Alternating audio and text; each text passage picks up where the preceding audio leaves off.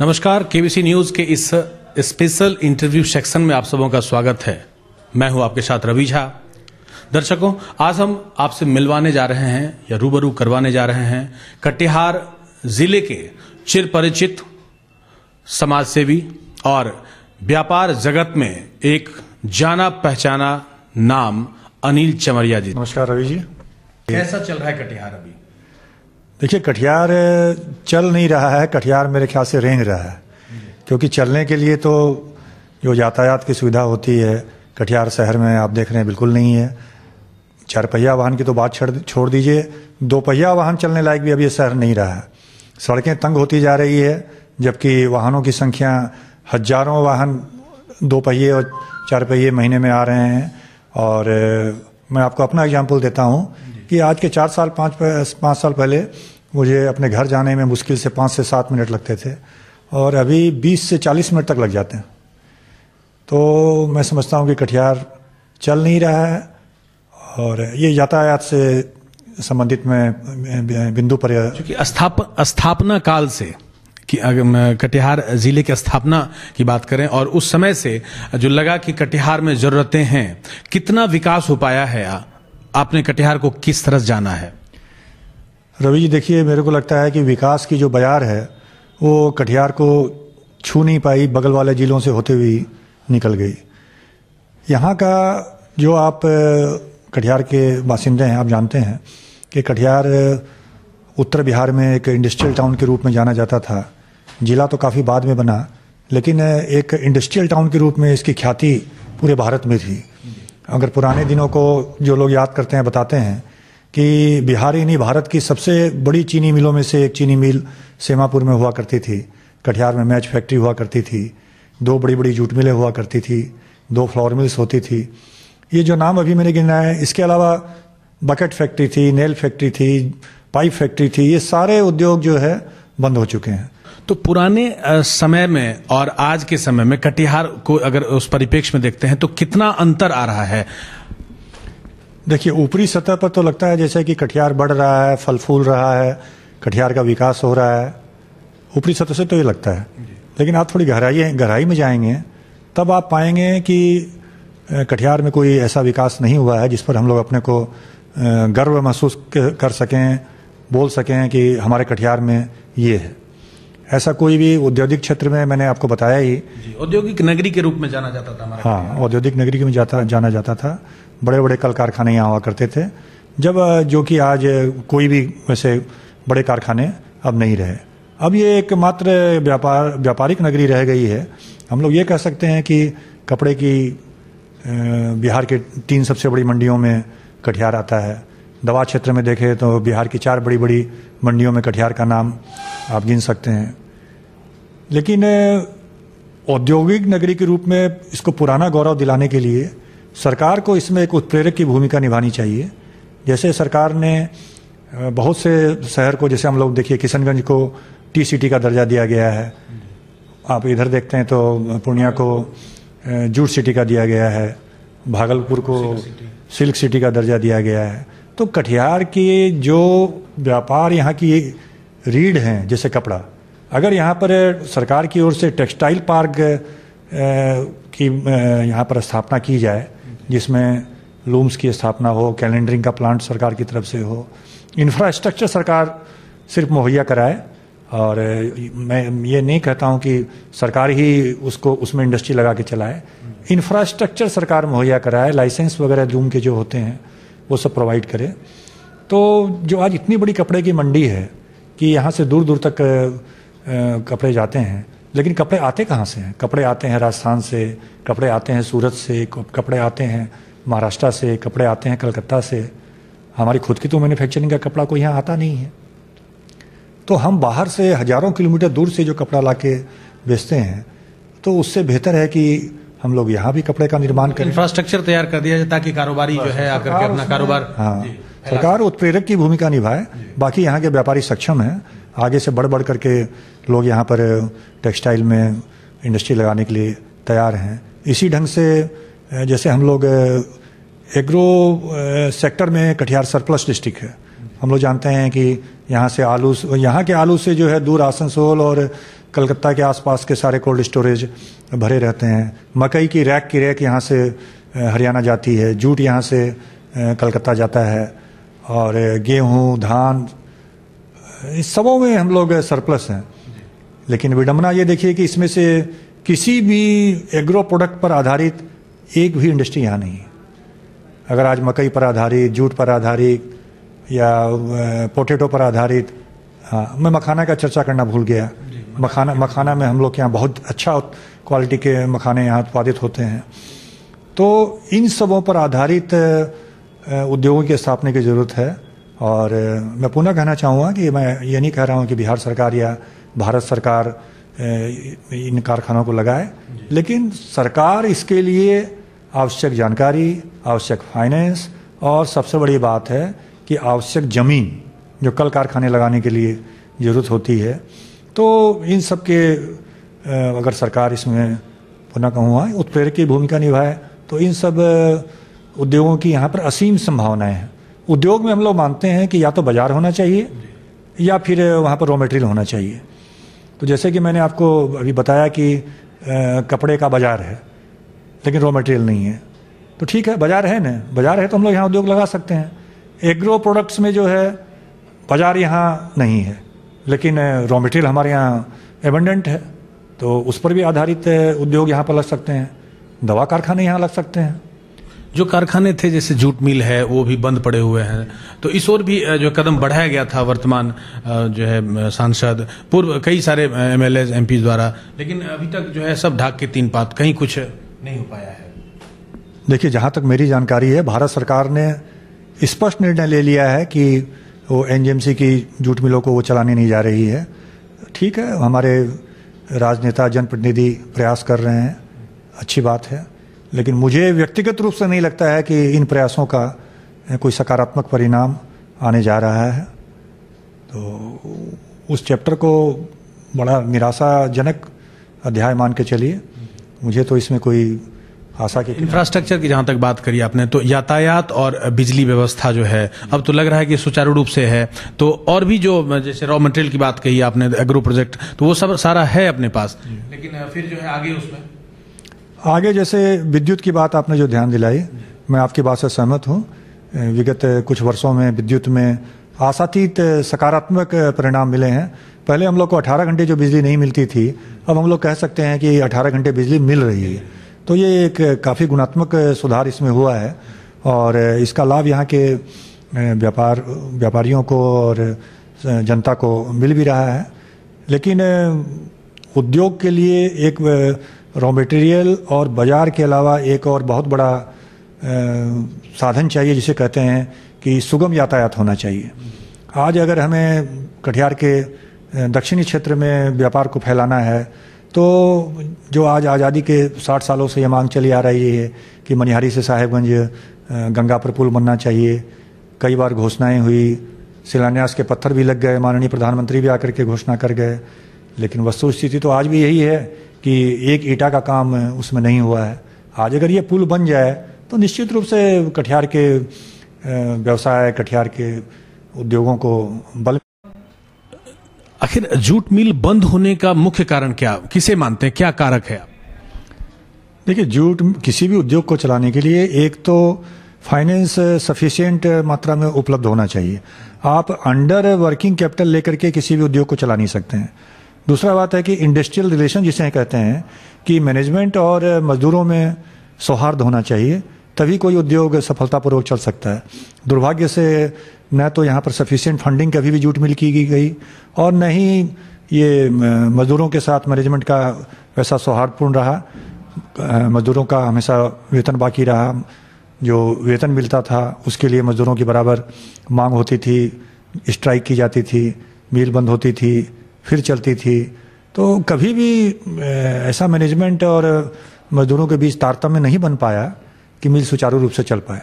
हम क्यों नहीं कह सकें कि मतलब कहीं ना कहीं इसमें जो है मजदूर नेता हैं या फिर यहाँ के जो राजनेता हैं उन सबों का भी हाथ रहा, जो मुख्य कारक के रूप में ये मिल बंद होने की वजह? हाँ, उनको सकारात्मक भूमिका निभानी चाहिए, क्योंकि जब तक उनके द्वारा पॉजिटिव वे में इसको चलाने के लिए समझनी पड़ेगी कि मजदूरों की क्या समस्या समझनी है, लेकिन मैनेजमेंट की क्या समस्या है ये भी समझना पड़ेगा, हमें भी, राजनेताओं को भी और मजदूर नेताओं को भी। अभी भी लगभग 1.5 से 2 करोड़ का माल जो है जूट मिल में बंद पड़ा हुआ है। देखिए, एक तरफ मिल में माल बंद पड़ा है, दूसरी तरफ मजदूरों का वेतन रुका पड़ा है और धीरे धीरे जो है वो माल बेचने लायक भी नहीं रहेगा, तो हमारे मजदूर भाइयों का वेतन कहाँ से आएगा। मैं नहीं समझता हूँ कि भारत सरकार पुनः फंडिंग करने जा रही है, तो इसका शीघ्र से शीघ्र कोई समाधान निकाला जाना चाहिए।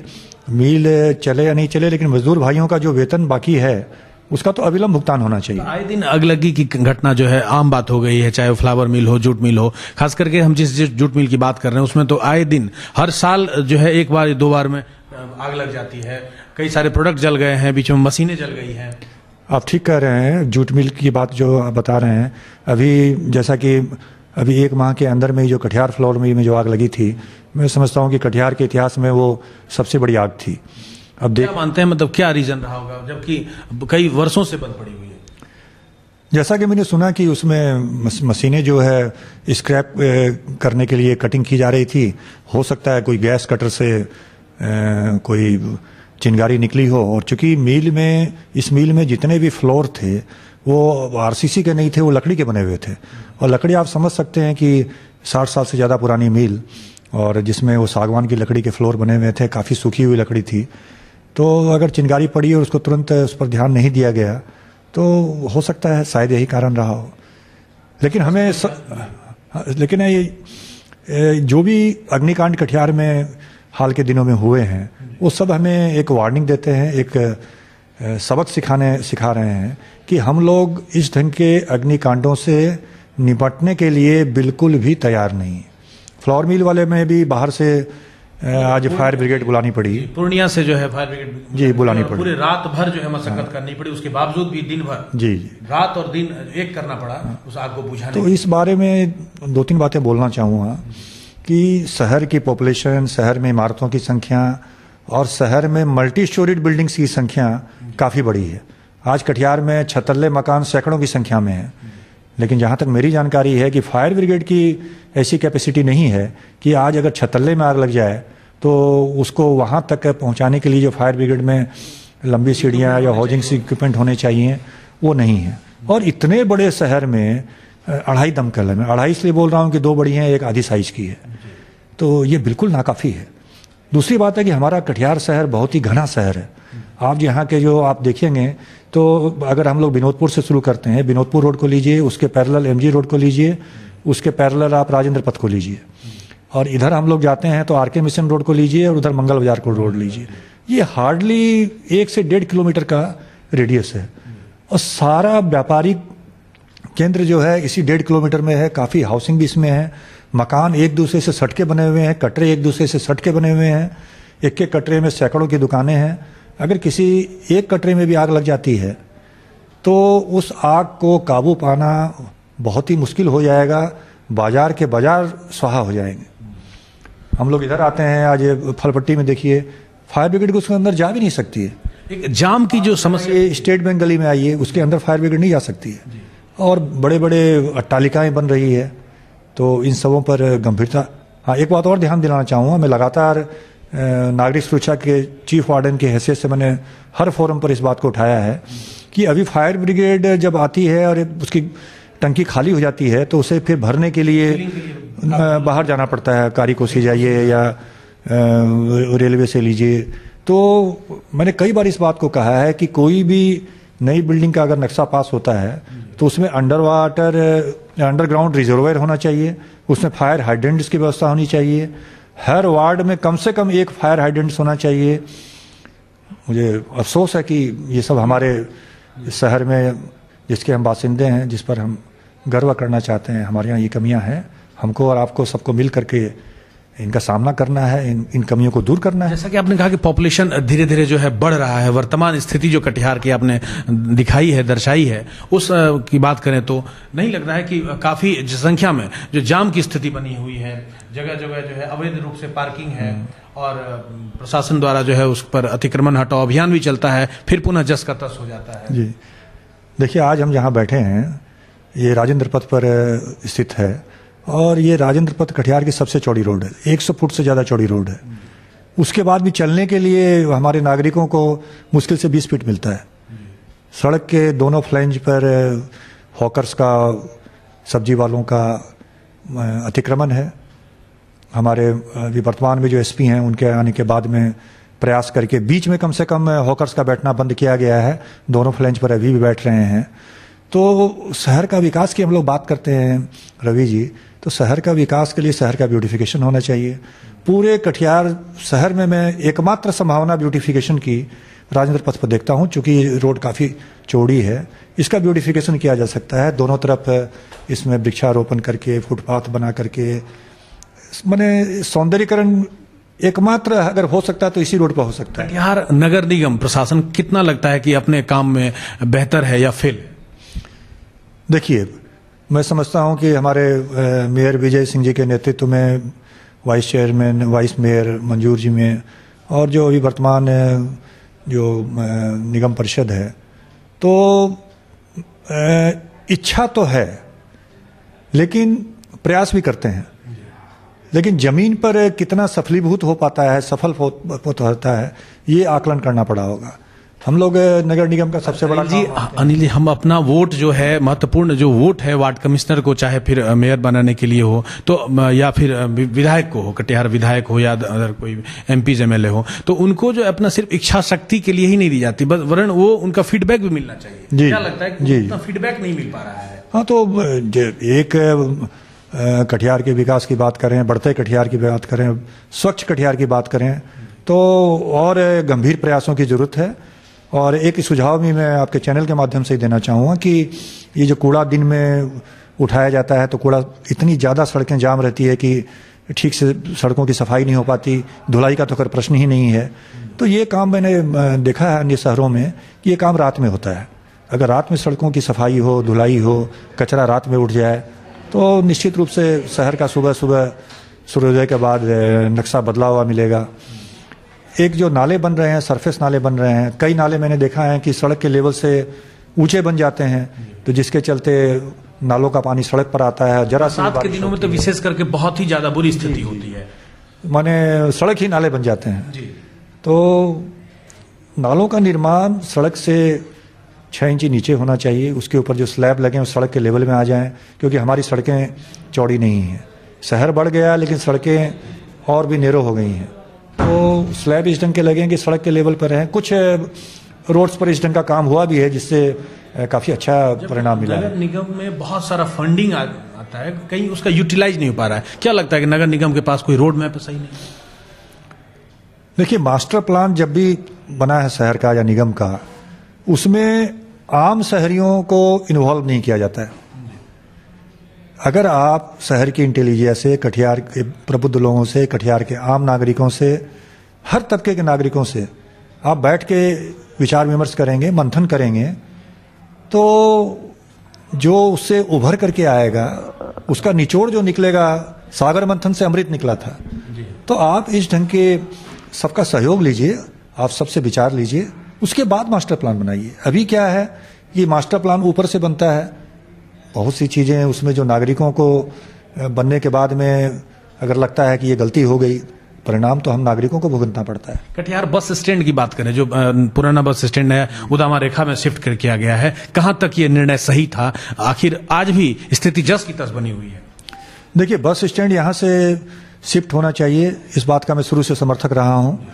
और लेकिन बस स्टैंड जहाँ ले जाया गया, उससे बेहतर स्थान भी चयनित किया जा सकता था। लेकिन साथ में यह भी जोड़ना चाहूँगा कि जब वहाँ बस स्टैंड करोड़ों रुपए खर्च करके बन गए हैं, तो मजबूत दृढ़ इच्छा शक्ति के साथ में वहाँ पर उसको शिफ्ट किया जाना चाहिए। शिफ्ट करने के बाद देखा जाए ना कि अगर वहाँ पर कोई बहुत दिक्कतें नहीं आ रही हों तो वहाँ रहे, अगर बहुत दिक्कतें आ रही है तो। प्रशासन का एकदम ढीला ढाला रवैया के कारण आज जो है सहायक थाना जो क्षेत्र है, खास करके सहायक थाना के आसपास का क्षेत्र और मिर्चेवाड़ी पूरी तरह जो है वह शहीद चौक वाली स्थिति हो गई। आप ठीक कह रहे हैं, पहले बसें यहाँ शहीद चौक पर लगी रहती थी, अब जो है सहायक थाना के सामने लगी रहती है। वही नहीं, कटिहार के रात में आप देखिएगा कि कटिहार के विभिन्न सड़कों पर कभी मैं देखता हूं कि खाटू श्याम मंदिर के पीछे वाली रोड पर बसें लगी हुई है, कभी मैं देखता हूं कि बहुत सी सड़कों, रामकृष्ण मिशन में रात में मैंने देखा कि बसें लग जाती है, मतलब अवैध तरीके से जहां तहां यत्र तत्र जो है गाड़ियां पार। तो इसके लिए बस ऑनर्स को कॉन्फिडेंस में लेकर के क्या दिक्कत है उस बस स्टैंड में, इन सबों को समझते हुए समाधान निकाल करके परमानेंट सॉल्यूशन निकाला जाए, ताकि इस जाम की समस्या में बसों के चलते और अतिरिक्त जाम नहीं हो। आखिर क्या करें हम, जिला प्रशासन को जिम्मेदार ठहराएं या फिर नगर निगम प्रशासन को? क्योंकि जिला प्रशासन में तो फेरबदल होती रहती है, लेकिन नगर निगम प्रशासन तो वही का वही है। पिछले 15 साल से तो हम लोग वही स्थिति देख रहे हैं। देखिए, इसमें सबकी जिम्मेदारी है, बस मालिकों की भी जिम्मेदारी है, नगर निगम की भी जिम्मेदारी है, जिला प्रशासन की भी जिम्मेदारी है, और समूह को मिल बैठ करके इस समस्या का समाधान निकालना पड़ेगा, क्योंकि काफी समय निकल गया है और बस स्टैंड में इतने लंबे खर्चे के बाद भी अगर उसका सदुपयोग नहीं हो पा रहा है तो ये अफसोस की बात तो है ही। चलिए बात करें अब हम जीएसटी की और नोटबंदी की। अभी जो अंतरिम बजट पेश किया गया है, यह इस बजट को आप किस रूप में ले रहे हैं?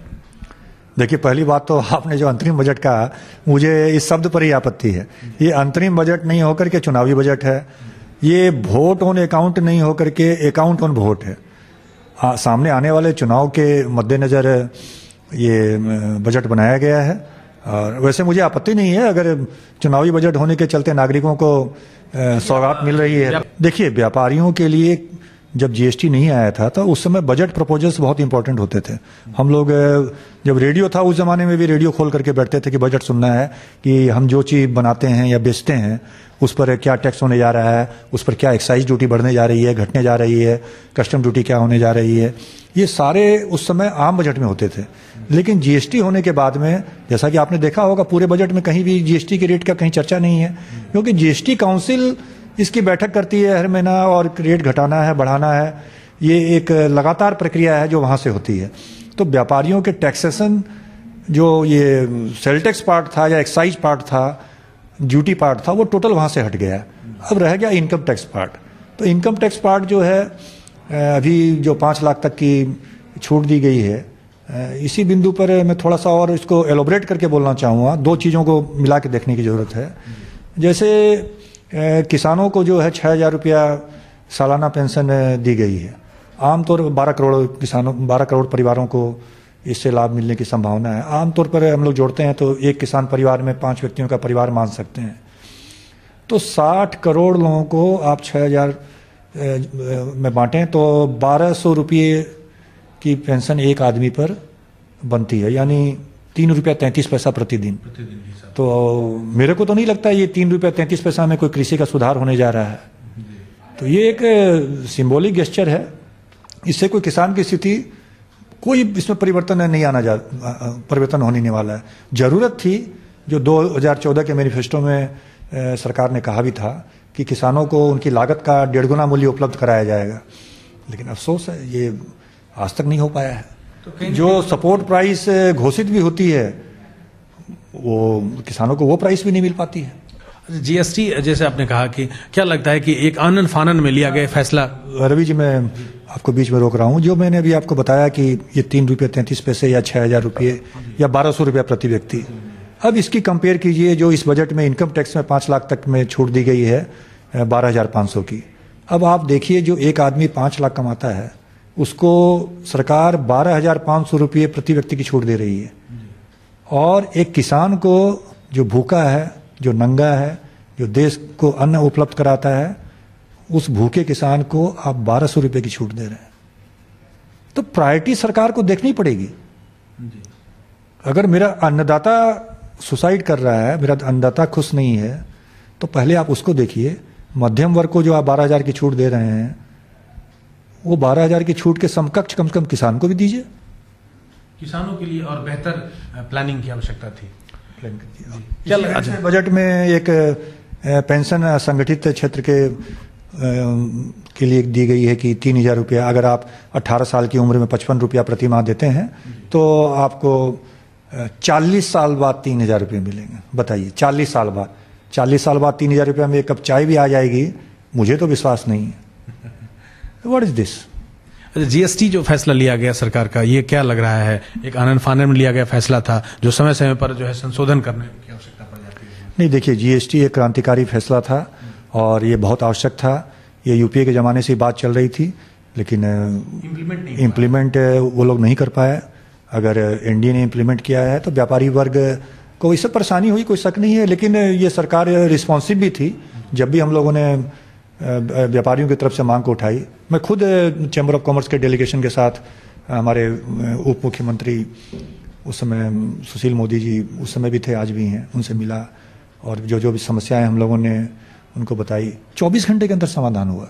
आज जीएसटी काउंसिल में कोई ऐसी समस्या नहीं आती है जो व्यापारियों के द्वारा उठाई जा रही है। रेट चेंज की बातें होती है, किसको जीएसटी के परिधि में रखना है, किसको बाहर करना है, लेकिन जीएसटी से अब कोई परेशानी नहीं है। व्यापारी वर्ग जीएसटी से खुश है। और ब्लैक मनी की जो हम लोग दिन रात बात करते हैं, ब्लैक मनी पर अंकुश इस जीएसटी के सफल क्रियान्वयन से ही लगेगा। अच्छा, नोटबंदी जो लिया गया था एक कानून कि इससे जो है ब्लैक मनी पर पाबंदी होगा, कई सारा ब्लैक मनी वापस आ जाएगा, क्या लगता है कि ये जो सरकार के द्वारा लिया गया कदम था कैसा है? देखिए, ये नोटबंदी पहले भी हुई है, उस समय भी सफल नहीं हुई। और आज इस नोटबंदी के मैंने आपको दो पर्सपेक्टिव पे देखना चाहिए। एक तो सरकार ने क्या घोषणा की थी उस समय, एक घोषणा की थी कि जिनके पास भी जो ये ब्लैक मनी है वो खेत में जला देंगे, नदी में बहा देंगे, कोई काम नहीं आएगा, सब फेंक देंगे। ऐसा कुछ भी नहीं हुआ। जितने नोट छपे थे लगभग उतने नोट रिजर्व बैंक में वापस चले गए। दूसरा ये घोषणा किया गया था कि जाली नोट जो बाजार में बहुत ज़्यादा हैं वो सारे समाप्त हो जाएंगे और अब जो नोट बनाए जा रहे हैं उनकी जाली नोट बनाना असंभव हो जाएगा। तो जाली नोट भी बहुत ज़्यादा नहीं आए, बहुत कम ही आए, और जाली नए नोट जो नए डिज़ाइन के हैं वो भी रोज़ बाजार में आ रहे हैं। तो ये भी असफल हो गया।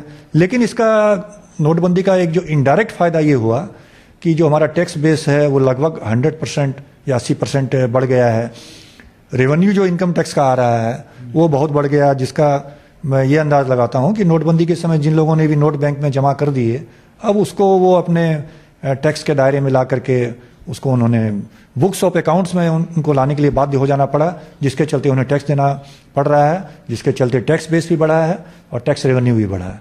तो इस मामले में इनडायरेक्टली नोटबंदी का फायदा भी मिला है। तो कारोबारियों का क्या लगता है कि आगामी 2019 में जो लोकसभा चुनाव है इसमें जीएसटी और या नोटबंदी, कारोबारी कहीं न कहीं इसमें अलग होंगे या फिर मोदी का साथ देंगे? देखिए, नोटबंदी के बाद में कई स्टेट्स के चुनाव हो चुके हैं, जिसमें अभी अगर पिछले जो 5 स्टेट में चुनाव हैं उनको अगर छोड़ दें तो उसके पूर्व के चुनाव जो नोटबंदी के बाद हुए हैं उसमें एनडीए को, बीजेपी को कई राज्यों में भारी बहुमत मिला है। तो मेरे ख्याल से जनता, खास करके जो निचले तबके के लोग हैं, उन्हें नोटबंदी से कोई बहुत तकलीफ नहीं थी। रादर उन्हें खुशी थी कि अगर हम नोटबंदी की लाइन में खड़े हैं तो लखपति करोड़। क्या लगता है कि ये 5 राज्यों में जो चुनाव हुआ है वहाँ ये जीएसटी और नोटबंदी कहीं ना कहीं कारक हुआ है? नहीं, मैं नहीं समझता हूँ कि इनमें भी कारक रहा। कारक वहाँ की स्थानीय परिस्थितियाँ रही है, इनकम्बेंसी फैक्टर रहा है। अब राजस्थान की बात करें तो राजस्थान में कभी भी सेम सरकार दोबारा जीत के नहीं आती है। बीजेपी के बाद कांग्रेस, कांग्रेस के बाद बीजेपी। हाँ, तो स्थानीय परिस्थितियाँ, अगर राज्य की जनता खुश है राज्य के सरकार से तो रिपीट किया जाता है। अदरवाइज डेमोक्रेसी में यही हम मतदाताओं के पास में अधिकार है कि अगर हम आपके कामकाज से खुश नहीं हैं तो हम बदल सकते हैं आपको। कटिहार में क्या लग रहा है कि विकास की अगर आपने बात कही है तो उसको ध्यान में रखते हुए क्या लगता है कि यहाँ का व्यापारी वर्ग जो है किस ओर, चाहे कांग्रेस और बनाम जो महागठबंधन बनाम जो है बीजेपी के बीच जो महाभारत बिगुल फूका जा रहा है, उसमें क्या लगता है पलड़ा किसका भारी होगा? देखिए, कटिहार का व्यापारी कह लीजिए, कटिहार का नागरिक कह लीजिए, या इवन भारत का नागरिक कह लीजिए, बहुत समझदार है। आप कितना भी कयास लगा लीजिए, ओपिनियन पोल कर लीजिए, लेकिन यहाँ का वोटर बहुत समझदारी से वोट करता है। आप पिछले चुनाव में देख लीजिए कि पूरे देश में एनडीए की लहर चल रही थी, सुनामी चल रही थी, लेकिन कटिहार में एनडीए हार गया। कटिहार मार गया, यूं कहें कि कोसी क्षेत्र में ही हार गया। कोसी क्षेत्र में ही हार गया। कोसी क्षेत्र में ही मोदी लहर नहीं चली। तो मतदाता इस बार भी ऐसा क्या रीजन, इस पर भी हम जानना चाहेंगे कि मोदी लहर यहाँ क्यों नहीं काम आया? मोदी लहर उस समय काम इसलिए नहीं आया कि एक तो हमारे जो उस समय अपोजिशन के कैंडिडेट निखिल जी थे, बहुत भले आदमी हैं और सब उनके पीठ पीछे भी उनकी प्रशंसा करते हैं, लेकिन शायद कहीं न कहीं वो अपने कामों को जनता के बीच में रख नहीं पाए और मतदाता से डायरेक्टली वहाँ तक शायद पहुँच नहीं पाए। तो तारिक साहब की छवि भी बहुत अच्छी है, तो उसका फ़ायदा तारिक साहब को मिला। तो तारिक साहब अचानक कैसे इसमें जो है कूद पड़े और जीत दर्ज कर ली? कहीं ना कहीं है तो ये जात पात की राजनीति या फिर धर्म की राजनीति तो नहीं हुई? कहा जाता है कि कटिहार में जो है 2 से 3 दिन में पलड़ा कहीं ना कहीं भारी हो जाता है, किस पलड़ा किधर जाएगा ये कहना असमंजस की स्थिति बन जाती है। नहीं, मैं ऐसा नहीं मानता हूँ। तारिक साहब भी 3 बार जीते हैं, और जब भी जीते हैं सिर्फ माइनॉरिटी वोट से तो कटिहार में कोई जीत नहीं सकता है।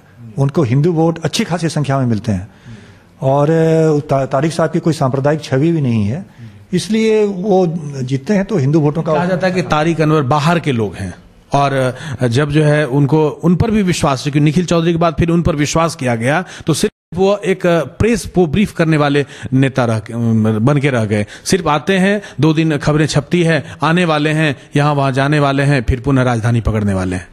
देखिए, मैं तो खुद ही कह रहा हूँ कि और जगहों के मुकाबले कटिहार में विकास की बयार प्रवेश नहीं कर पाई, तो कहीं न कहीं यहाँ के जनप्रतिनिधियों को तो इस बारे में सोचना ही पड़ेगा, और ये उनकी कमी रही है कि कटिहार में क्यों नहीं आज तक कुछ एक्स्ट्रा दे पाए वो अपना। एक भी बेहतर काम बताएंगे कि तारिक अनवर के रीजन में आपको लगा होगा कि उन्होंने बेहतर काम किया इन 5 सालों में? मेरे ख्याल से रूरल एरिया में सड़क वगैरह बनाने में उन्होंने काफ़ी काम किया है। बहुत बहुत धन्यवाद अनिल जी। और हमारे साथ थे कटिहार के प्रसिद्ध समाजसेवी और उद्योग जगत में जाना पहचाना नाम अनिल चमरिया जी। इन्होंने अपनी बात रखी। हम और भी चलेंगे अन्य लोगों से मिलने के लिए, समाज के प्रबुद्ध लोगों के पास, और जानेंगे उनकी राय आगामी 2019 के चुनाव को लेकर के उनकी क्या प्रतिक्रिया है। धन्यवाद।